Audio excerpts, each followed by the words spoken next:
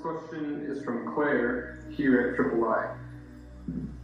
Namaskar, Sadhguru. Why do we not place our feet towards lingas or other consecrated objects, or even people for that matter?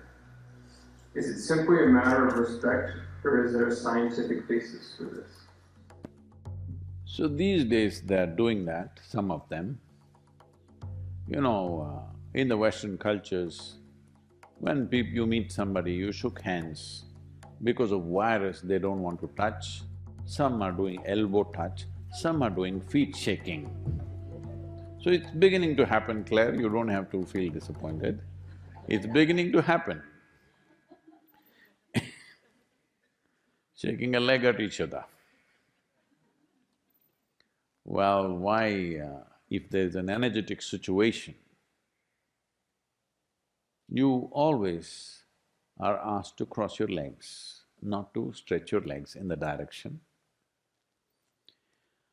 Well, this respect thing is a more newer expression of that, essentially because you can receive anything that comes towards you in many different ways.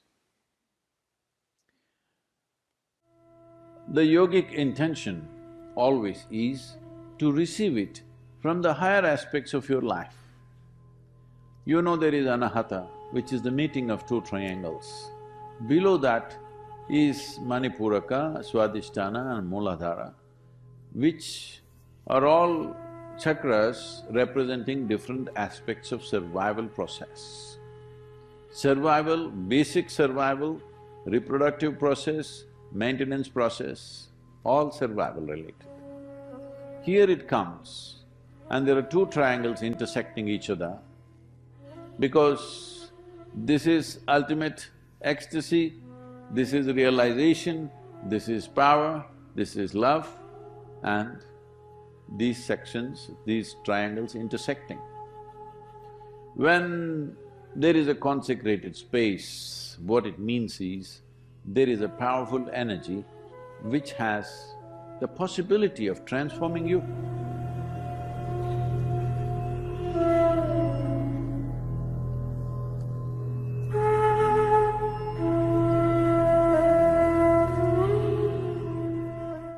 That energy must come to you always from the highest possibility that you can receive. You can receive from your sahasrar, it would be too fantastic.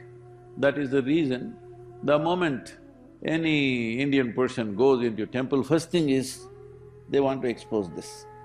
They keep it wet. In a proper temple, they are told, even in the Dhyanalinga temple, people go wet themselves, a wet head, because they are hoping this energy will enter here. It didn't work, so hoping here. Didn't work, then they will take, hoping this will have worked, nothing worked, then they will say this. But they don't want to go here, because these are survival processes. We don't want to enhance them. We want to enhance other dimensions of life which will enhance our life, because if you survive better, if you survive, it's good. It's very essential we survive. But surviving better than somebody is not a life goal. It's a waste of time, because whatever you do, you're not going to survive forever. Hello? Whatever you may do, even minus the pandemic, you will not survive forever. So there is no need to invest too much in the direction of survival. So, because of this, the whole culture understanding this dimension, they created the societies in a certain way. Well, today what you find is a whole distorted version of that, but fundamentally it is still there, that when you go to any consecrated space, you're like this, because you wanted to enter here, you want to become blissful, ecstatic. Doesn't work, at least peacefulness and realization.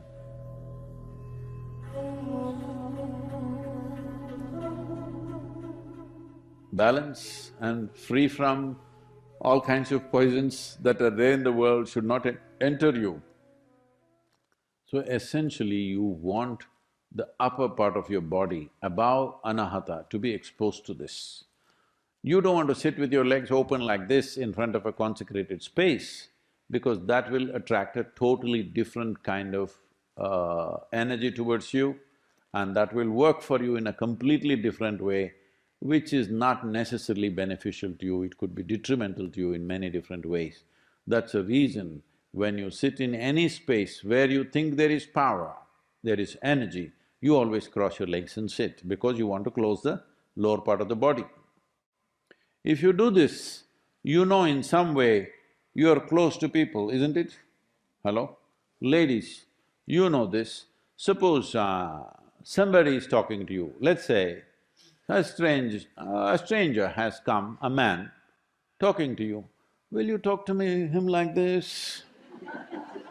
Hello? Well, some of them are doing it these days because they think what is wrong? Nothing wrong, you will bring a certain different type of attention to yourself. Well, if the man is decent, he will do this, if you are Indian, otherwise you will say hello and maybe shake his hand. And if he's acting little fresh, you'll say, yes or no? Because you know, you may not know intellectually, but instinctively you know what kind of postures bring what kind of attention to you, isn't it? Hello? Whatever culture you have grown up in, instinctively you always know because it happens in the body. It's not that we make up in the mind, certain things happen in the body. So certain cultures have very consciously evolved these postures that if you want to do this is how you must sit. It's very, very important. Even food, I'm telling you, if you sit in front of food, one advantage you have is there is a table between you and the lower parts of your body. But if you sit with food but with legs open, like many people are standing and eating, if you stand and eat, there are many negativities to this, because you must understand the longing for food is not just in your mouth, entire body is longing for it. Entire body. Well, people will say, oh, there is nothing scientific about it, is my navel longing for food, is my genitals longing for food? Yes, it is. You may not understand, every part of the body is longing for food, but it must go through this route, isn't it? Hello? Similarly, there are other kinds of longings in our body, they must go through the right route, then only life works out in a certain way, otherwise you will distort life. So keeping your legs crossed whenever you see a powerful form is a very important thing. And also food. Food is a very powerful thing. Hello?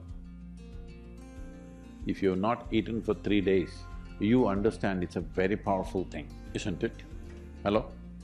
It is a very powerful thing, and you will see if you've not eaten for 3 to 5 days, every cell in the body will long for food.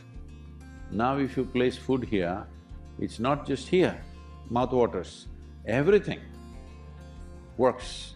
So it's important that your legs are crossed when food comes in front of you, but you have found another way, shielding yourself with a table. All right, if that is working for you. But if you're having food, you're very hungry and food is exposed to the entire body, this is not good for you. This goes for food because we consider food as a very powerful instrument, consecrated objects, and human beings who are of a certain power within themselves, you never open your legs and sit like this in front of them because that will bring a wrong kind of energy into your system. I'm asking you, is it good to shit? Hello, I'm asking you a question. Yes. But it must come out of a certain part of your body. If it comes out from elsewhere, it will become terrible, isn't it? Hello? Similarly, food should go in a certain way. Food going in is not only physical food going in, food goes into you in so many ways, because the entire body is capable of this. I must tell you my experience. Once we had a major success in some business venture when I was doing this. So, I was always exposed to nature wherever possible. I've been trekking, motorcycling, all this, but my partner is a nice city boy. So we decided that we will go to a place where there was a reservoir, like a dam, and there's a big lake, and there are small, reasonable-sized hills. We went there and we were all swimming. After swimming, I was still in my swimming trunks. I thought, let me climb the hill. It was summer months, pretty dry. So I went up the hill. Now sometimes I wonder, these days wherever I go, somebody's carrying a bottle of water. At that time, I rode through the day and night. I never had a water bottle with me. We just managed just like that. So I went up the hill. As I went in the summer heat, bare-bodied, I was sweating heavily, but I have a problem of turning back halfway. So I want to go all the way up and then come down. I went up, and as I was beginning to come down, I started feeling that I was suffocating with my tongue kind of bloating up. I was dehydrating so much that my tongue was becoming like a block in my breathing, and I really started struggling. I badly needed at least a few drops of water. I tried to lick my own sweat, but it didn't help.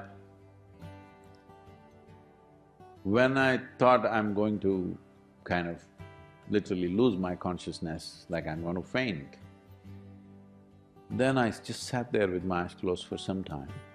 Then I realized my entire body, like all the hair on my hands and legs are all going this way. It's not like goosebumps. Goosebumps means this will rise this way, this will rise this way. I just saw that all the hair pointing this way. And I just knew, there's water somewhere here. And I just went in search of it. I went into a small, beneath a rock outcrop, like a small cave. A cave not for a human being. Maybe rabbits and rats and those kind of animals could go and stay there, that kind of cave, just about that much. There was a small pool of water. Maybe it was rabbit's urine or it was rainwater, I don't know what the hell it was, it didn't matter.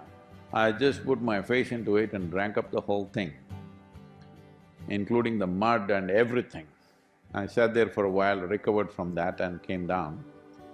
Why I'm saying this is, when you really need something like food or water, you will see every cell in the body will long for it. If you pay attention, you will see thirst is not just in your mouth, it's everywhere. So, the same goes not just for food, the same goes for other types of energy also. Every cell in the body longs for it. It's very important you receive it the right way. So whenever you feel there is a powerful place, it's always best to cross your legs and sit down if you're sitting there, not sitting like this. You will attract something that you don't need.